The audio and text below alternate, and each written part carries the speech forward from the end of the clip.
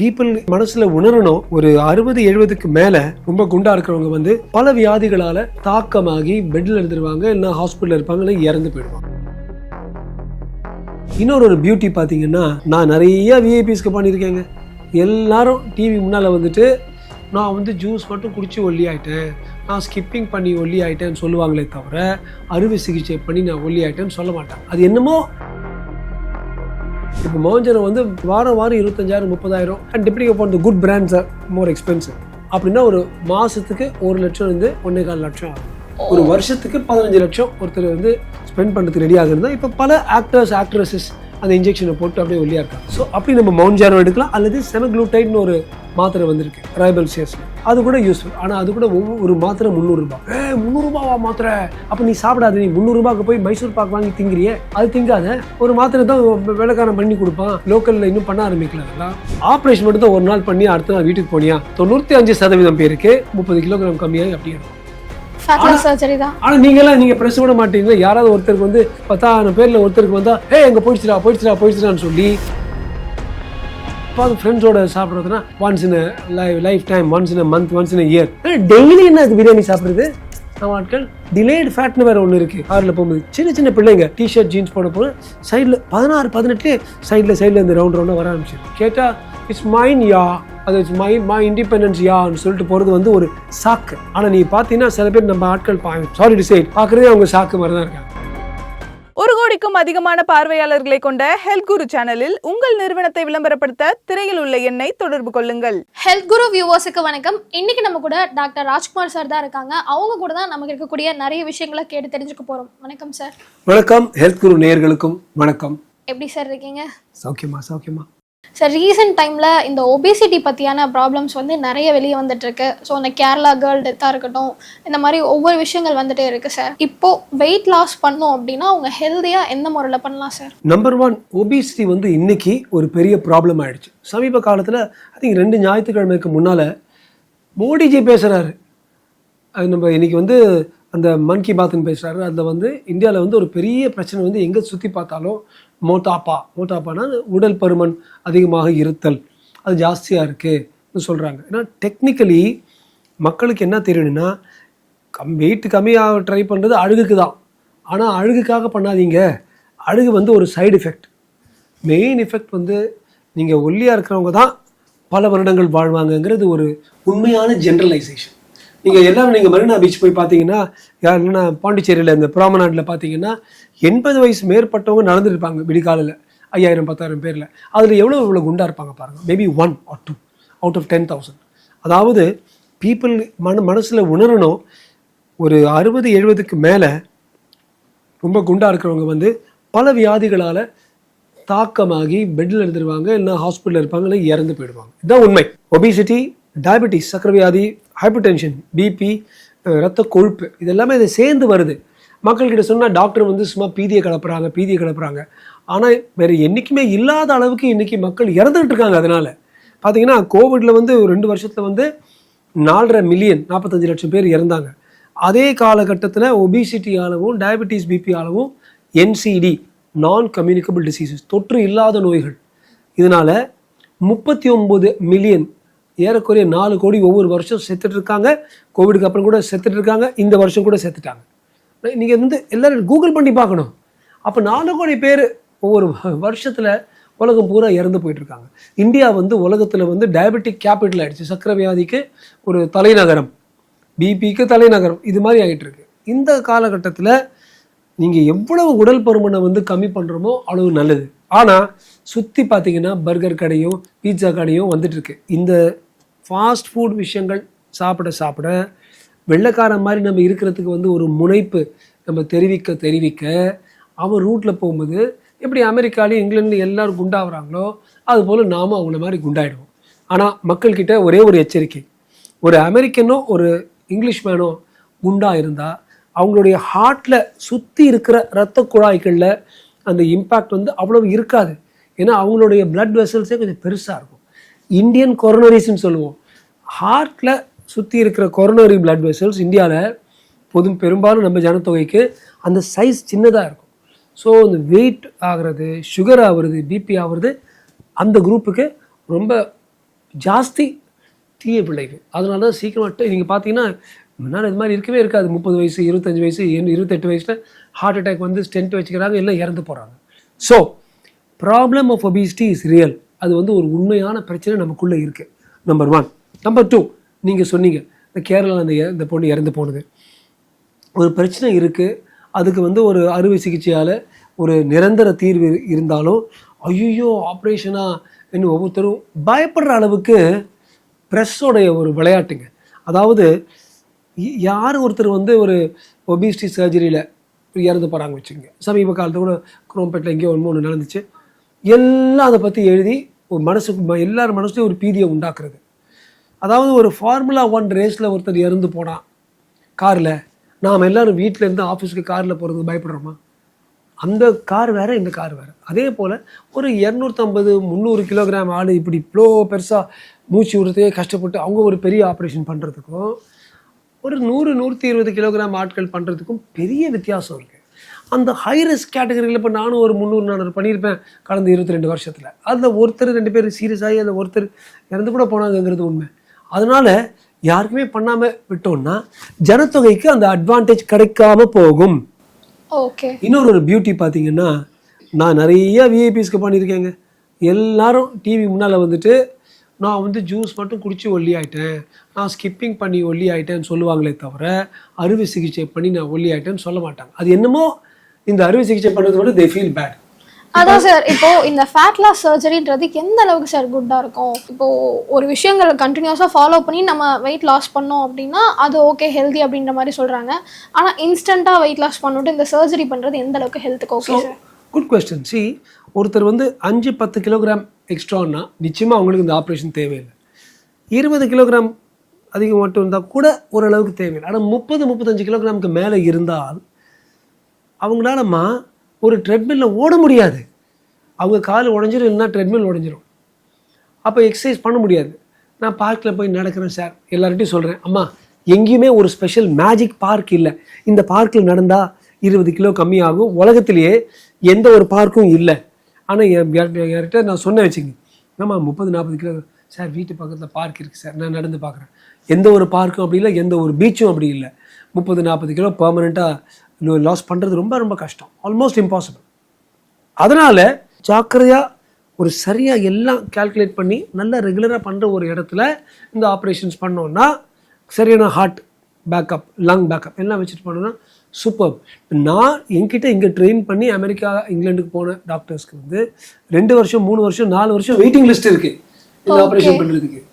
இங்கே நம்ம இப்போ கூட நம்ம தேட வேண்டியதாக இருக்குது. இப்போ யார்கிட்ட சொன்னாலும் ஆமாம் நான் யோசிச்சு சொல்கிறேன் சார்னு ஓட்டிகிட்டு இருக்காங்க. ஸோ அந்த அளவுக்கு நம்ம மக்களுக்கு ப்ரெஸ்ஸு திருப்பி இப்போ எழுதி, தெரியுமா யாருக்கோ இறந்து போயிட்டாங்க, தெரியுமா யாரோ இறந்து போயிட்டாங்க. நான் திருப்பி சொல்லிட்டு இருக்கிறேன்.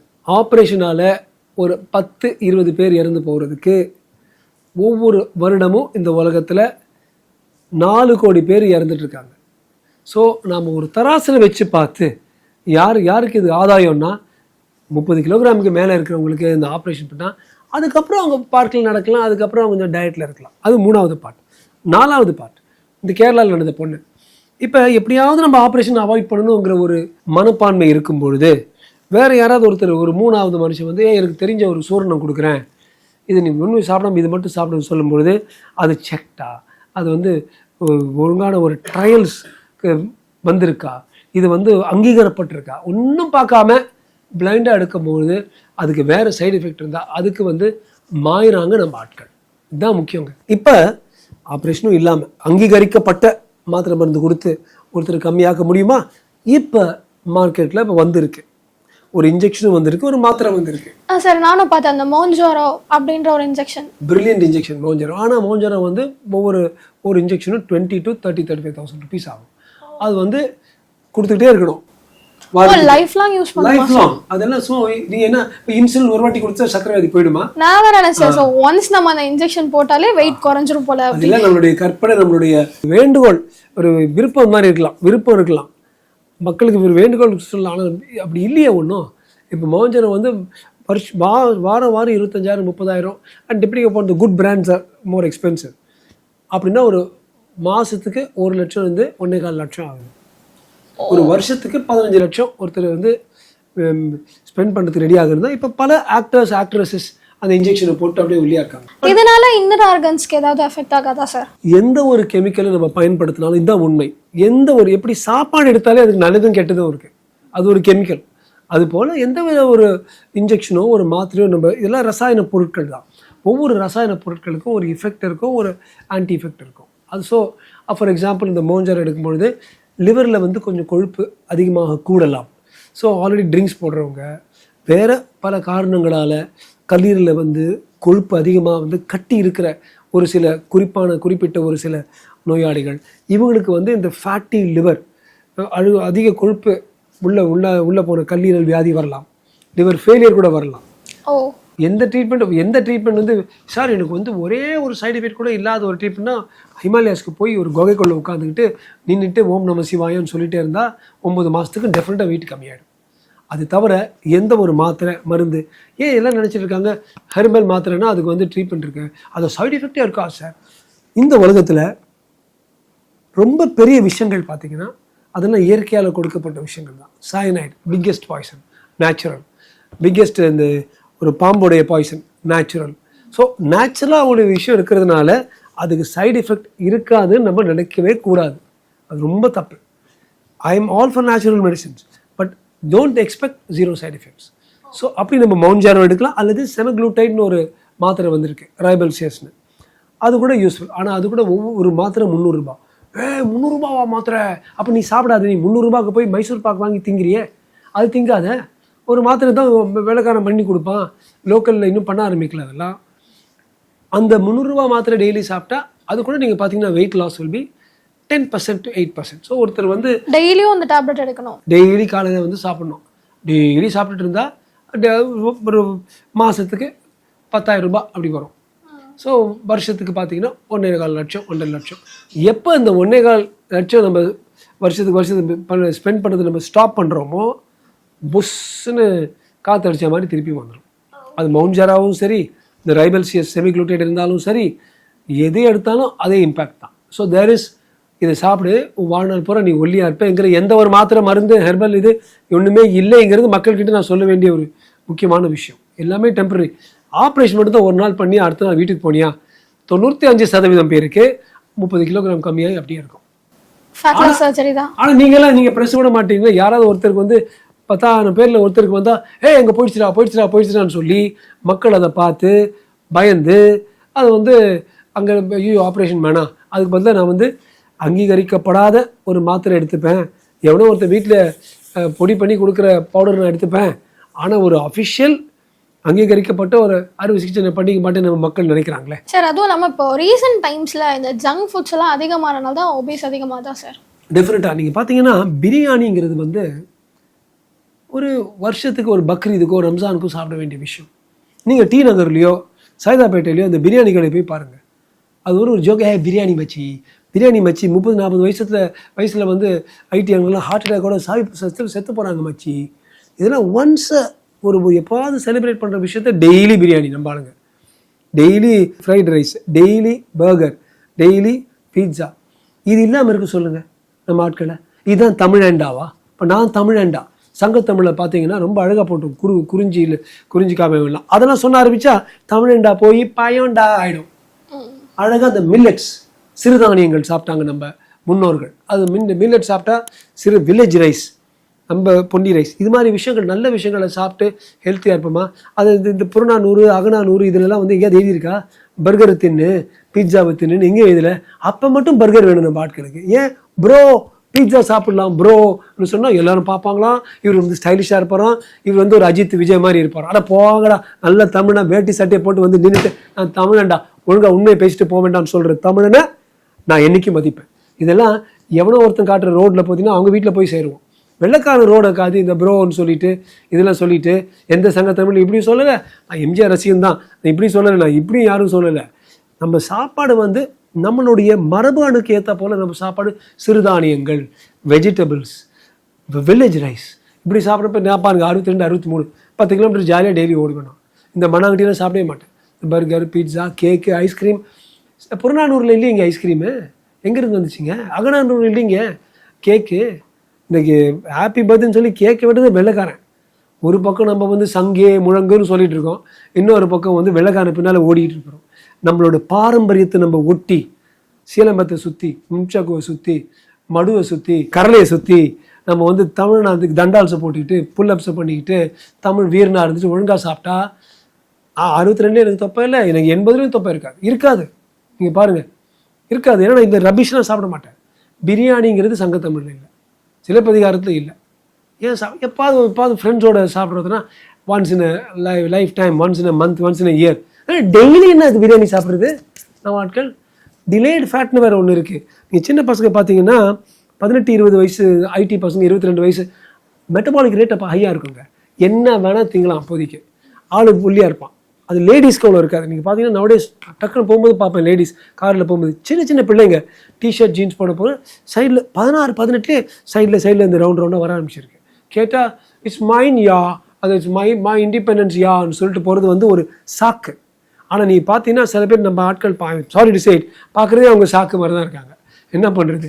ஸோ இந்த டெய்லி பிரியாணி சாப்பிட்ற 18, 20, 22, 23 வயசு சின்ன கொடியிடையாள்கள் கூட கொடியிடை வந்து ஒரு நெடியிடை ஆகிடும் டைம் கொடுத்தீங்கன்னா. ஸோ நம்ம முதல் நாள்ல இருந்து கடைசி இது நம்ம சங்கத்தமிழ், நம்ம காவியங்கள், நம்ம இதிகாசங்கள், நம்ம யோக சூத்ரா, பதாஞ்சலின்னா உடனே சங்கின்னு சொல்லாதீங்க. பதாஞ்சலி ராமேஸ்வரத்து தான் இருக்காரு, அவருடைய ஜீவ சமாதி.